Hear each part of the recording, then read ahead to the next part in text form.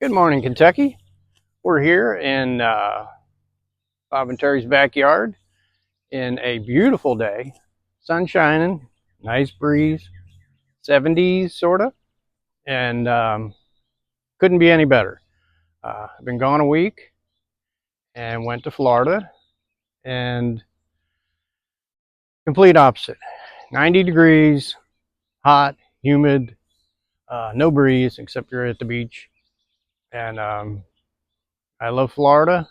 Um, my daughter's choice to live there, but we love gardening so much. I don't know how I could plant a garden in Florida. It's too hot.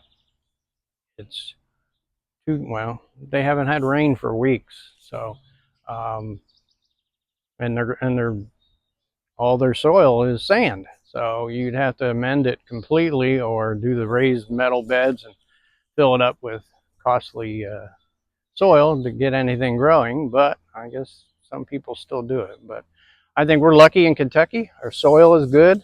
Our weather is better. And we're just blessed to be here.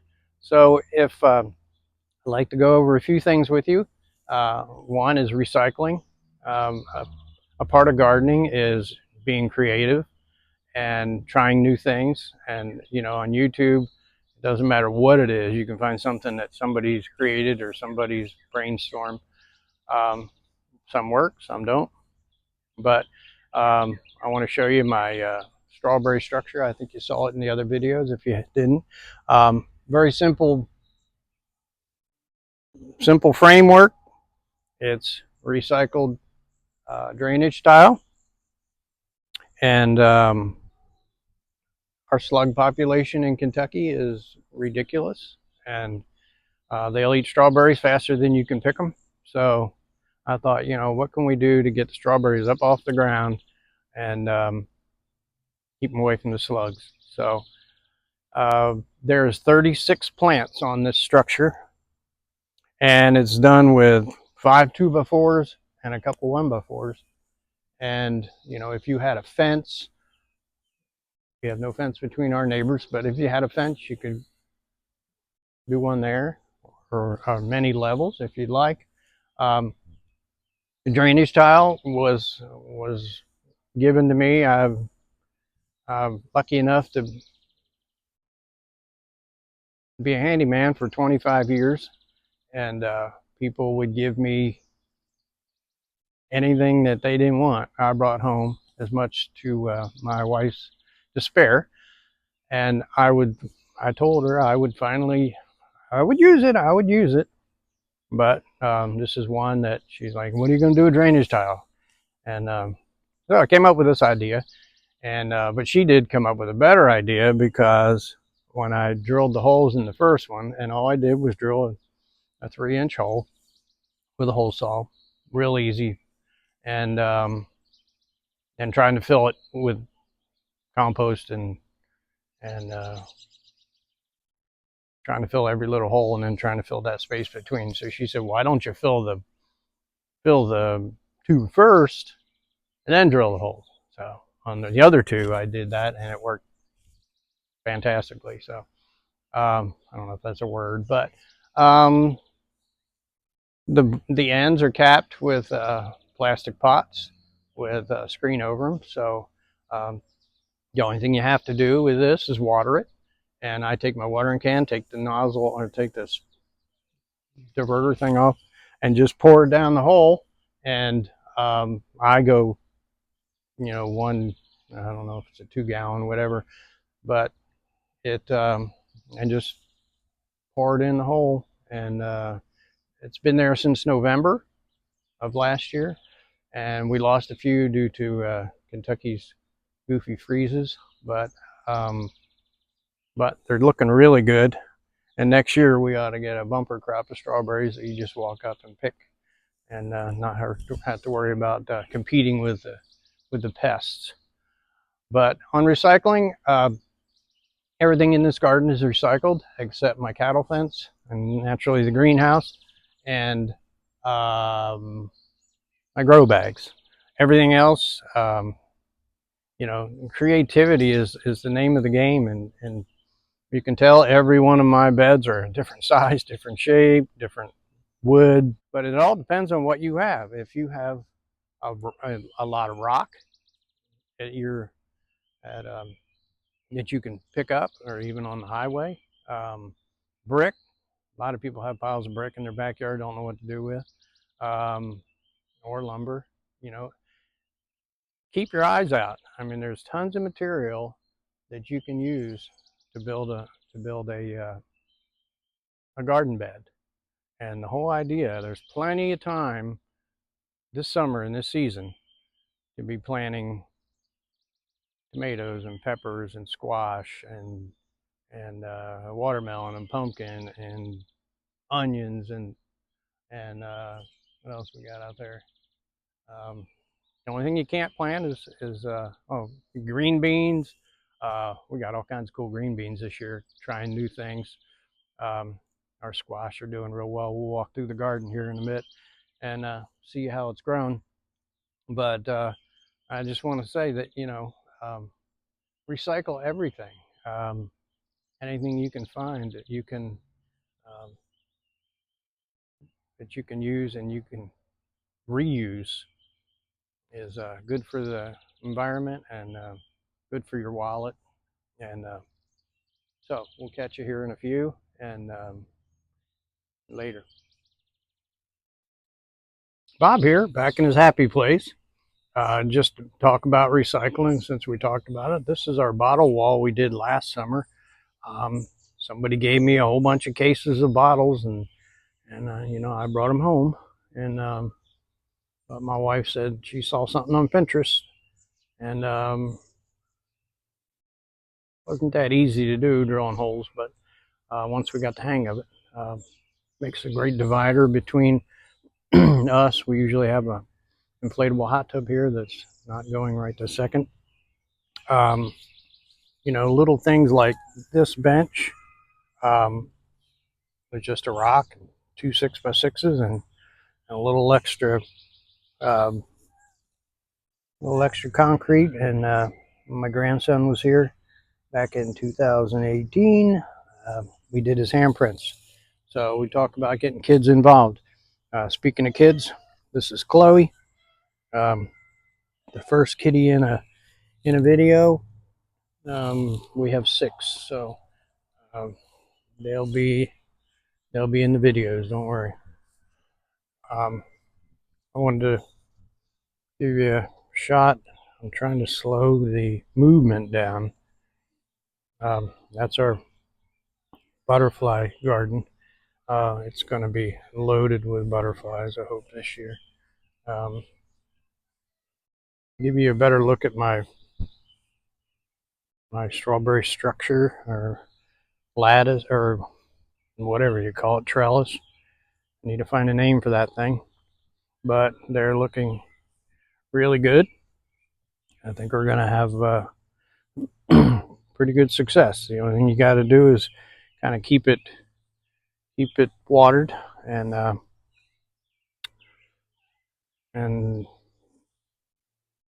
that's going to be hopefully a success. Um, Popcorn. Speaking of recycle, this bench here is from a bourbon warehouse. My son calls it the Jim Beam beam, or 2 beams really, and so I think it's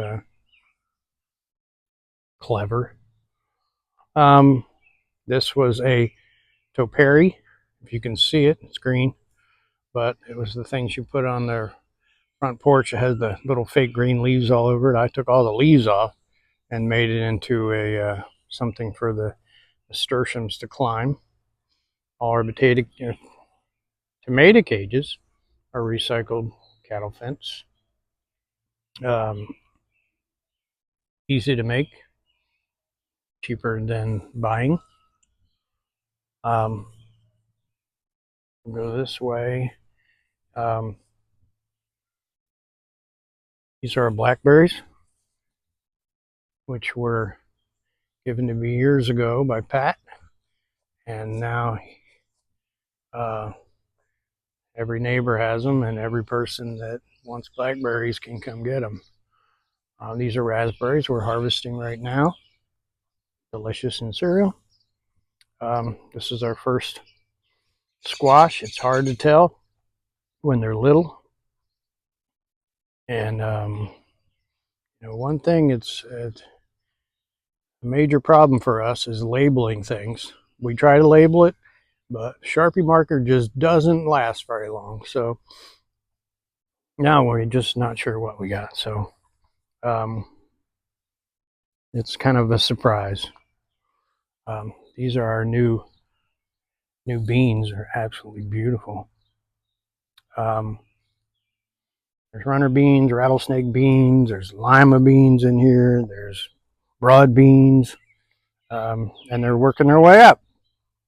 That's what the trellis is all about. And when it's done later in the summer, you'll be picking beans above your head. So another couple squash plants are this is our sunflowers. We got 1 liter sunflower, taking care of all the little sunflowers. We just replanted all this in carrots. This is spinach, or this is golden beets. They're doing real well. I'm going to do a video on volunteers. Volunteers, you don't know what you're getting, but don't ever pull them out. So this is a volunteer. We think it's a pumpkin. We think. Yeah, a couple pollinators in there.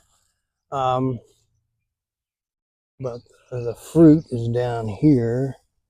So we think it's a pumpkin, and we do a lot of Halloween decorations. So we buy lots of pumpkins. So we're hoping we get to grow our own for a change. This garden back here is just going incredible. The yuccas bloom naturally while we were gone. There's still one left. What I wanted to show you today was how easy it is to make a garden bed. There's plenty of time this summer to plant tomatoes and peppers and green beans and squash and flowers and anything you can say, anything you can think of. So get out there and build a framework. Doesn't have to be out of wood. It doesn't have to, it can be out of brick, rock, or nothing at all. It doesn't even have to have a frame. Put cardboard down, right over, no tilling, none of that. Put the cardboard from dollar store or Amazon or whatever. Cover up the grass. Try to leave a little bit of edge on it. And you just leave it. Throw an inch or two of compost on it. We make our own compost, but we buy quite a bit of compost, $2.50 a bag. This will take the bag. We'll put this bag on it, and then we'll mulch it. And this sad looking thing in the middle is a grape. Another volunteer that was growing over there up against the compost pile. So it's a winemaking grape, so we're going to try to keep it living. But I did it last night. Probably not the best time to move it, but it was getting too big over there. And so what we're going to do, we're going to mulch it. We'll put our compost on it and then mulch it, keep the moisture in. With this grape, we'll probably plant flowers and everything around the corners, but you don't have to buy mulch. We do cedar chips from the sawmill, but if you can do it with grass clippings, unless your lawn service sprays your lawn to make it nice and pretty and poisonous. Don't use it. But straw, wood chips, any kind of mulch, just to keep the moisture in, keep the soil healthy. What? somebody wants petted. This is a peony that we've been protecting with a little fence. It doesn't get run over by a lawnmower, so I build another box, put cardboard around it, and we'll just mulch it, and it'll be probably big next year. So maybe bloom. The main thing with soil is that this method here is called the no dig, or minimal disturbance, or no till, or you don't need a rototiller. Never. You want to disturb the soil as little as possible. We never dig into our garden at all, except potatoes. But everything else just stays right where it is. In the fall, we put an inch of compost, or as much as we got, on every bed, and then we're done. And to leave a bed, we try to plant as soon as we take something out. We put something else back, whether it's seeds or squash or beets or leeks or whatever. A garden that has nothing in it is pretty well good for nothing. It's not helping the soil, it's not helping the earth, it's not helping the plants, and it's not helping your harvest either. So, which is the complete opposite of that field out there. It's a microbial, I think that's the word, network in your soil that connects all plants. If you want, Google it or YouTube. It's fascinating how trees are connected with plants, and plants are connected with other trees, and it sounds crazy, but it's really cool. It's fascinating to read about. One thing we missed in the first two videos was our asparagus, which is going to fern right now. It's still making asparagus stalks like you like to eat, but it's too late. It's June. We stopped picking in June, and we want to go to fern so it can go get all its energy back into its roots in the fall, and then come up in the spring. And it's fed us asparagus all spring until June when we stop, and it's hard to stop. But this is our corn. We live in Ohio. It was always a knee high by 4th of July was a good rule of thumb, I guess. And here we are in Kentucky. We've got tassels, and we got ears down there. And I don't know.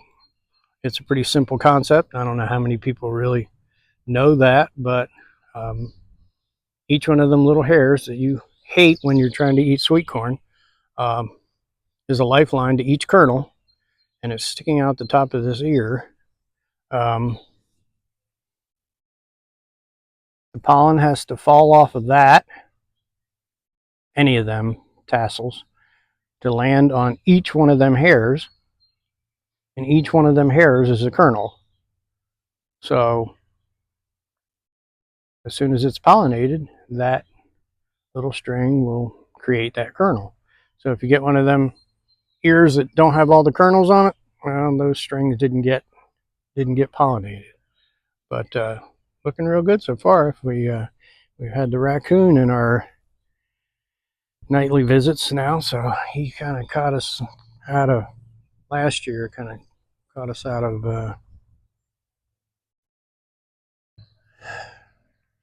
He ate half our corn, to be truthful with you. So compost is looking good, filling up again. Like I said before, everything you take out of the garden, weeds, whatever, newspaper, cardboard, kitchen scraps. I wanted to show you our grapes. Look how good they look. Can't wait if some fungal thing doesn't come and get them. So Chard's finally coming, it's taking its time. This is a yellow zucchini. We're actually going to get a zucchini, and always try to plant zucchini, any of the squashes, a couple at a time, like in different places, because the biggest killer of the squash is vine borer. He'll go right at your surface. You know, we try to raise them vertically.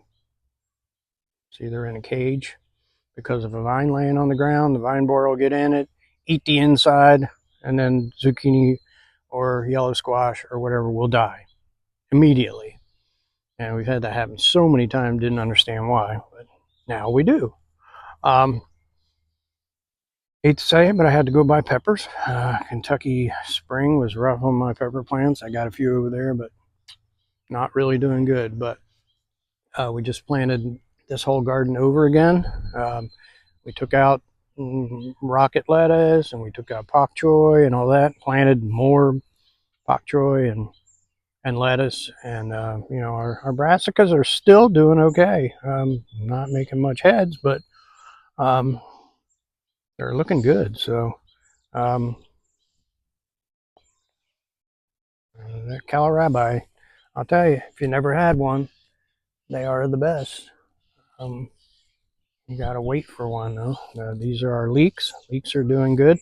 We harvested a bunch of our leeks the other day, and leeks are something else. You just don't. Not many people. I don't know if many people eat them or not, but in the UK they do. They just love them. So this is our nasturtium. I was telling you about that in the first or second video, whatever. Absolutely beautiful. Brings color, pollinators.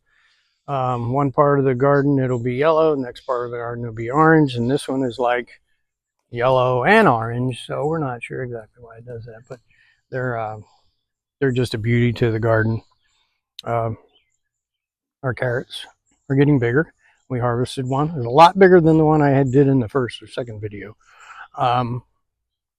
And here's another yellow zucchini, looking pretty good. And that's the last of our peas. We had bumper crop of peas, of snap peas, and this is our wildflower patch that's just absolutely going wild. I want to show you. I don't know. I'm not sure what to expect, but look at this stem on this. I don't know if you can tell what it looks like. It's like 2.5, 3 inches wide and flat, and I don't know what it's doing, but I guess it's called evening primrose. That's the flowers, but I'm hoping it gets a lot more than that. That's a big plant for a couple little yellow flowers, but as long as it brings the bees in, that's all that matters. So I think our potatoes are going to be harvested real quick, and we're harvesting onions as we speak, picking them up as we need them. And thanks for watching, and we'll be back real soon. And you know, get out there, get off the couch, build some kind of bed, go to the greenhouse, buy some plants, put them in the ground. If it's a success, you're hooked. If not, try it again until you get it. So it's well worth every bit of time you put into it. It's well worth every bit of effort and creativity and whatever. It takes time, but you know, it's what else you got?